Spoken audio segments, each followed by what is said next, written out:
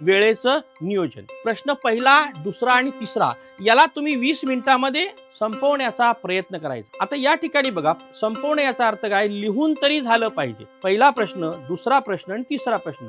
बघा, प्रत्येक प्रश्न वेगवेगळ्या पानावर आपल्याला लिहायचा आहे. पुढचा प्रश्न येतो चौथा, ज्या प्रश्नाला आपल्याला जास्त वेळ द्यायचा आहे. कारण का प्रश्न चौथा हा प्रश्न अ आणि आ या दोन प्रकारामध्ये येतो, जो की नकाशा भरा आणि नकाशा वाचनाचा. तो प्रश्न पाचवा जो आहे तो आहे कारणे लिहा. आपल्याला 2 कारणे द्यायला 3-3 मार्कासाठी. त्यामुळे 20 मिनिटं या प्रश्नासाठी पुरेसे आहेत. प्रश्न 6वा, जो की आपल्या प्रश्नपत्रिकेमध्ये अतिशय महत्वाचा आहे, कारण का यामध्ये प्रश्न 6वा अ आणि आ 2 प्रश्न आहेत तिथे. प्रश्न 7वा हा जो दीर्घोत्तरी आहे, दीर्घोत्तरी जरी असला तरी 20 मिनिटांमध्ये हा प्रश्न आपला सहजतेने लिहून होऊ शकतो. तो अशा पद्धतीने तुम्ही जवळपास 120 मिनिटात 2 तासामध्ये हा प्रश्न पूर्ण करा. अतिशय महत्वाची जी मिनिटं आहेत ती शेवटची 10 मिनिटं. शेवटची 10 मिनिटं ज्याला आपण सिंहावलोकन करण्यासाठी जी वेळ देतो ती अतिशय महत्वाची. जसं मी सांगितलं की पहिल्या 3 प्रश्नामध्ये ही प्रश्न आपल्याला सोडवायचे, पण समजा एखादी रिकामी जागा तुम्ही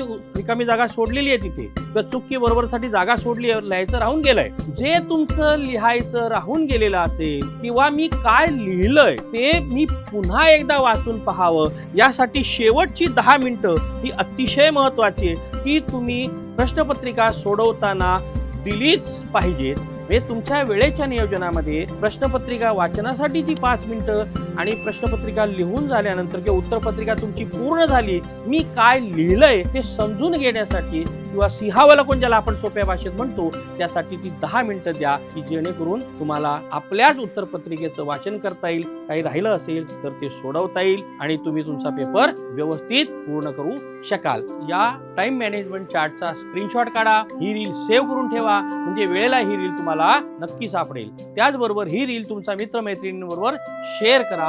संपूर्ण व्हिडिओ पाहण्यासाठी आमच्या कलाकार एज्युकेशन चॅनलला नक्की भेट द्या.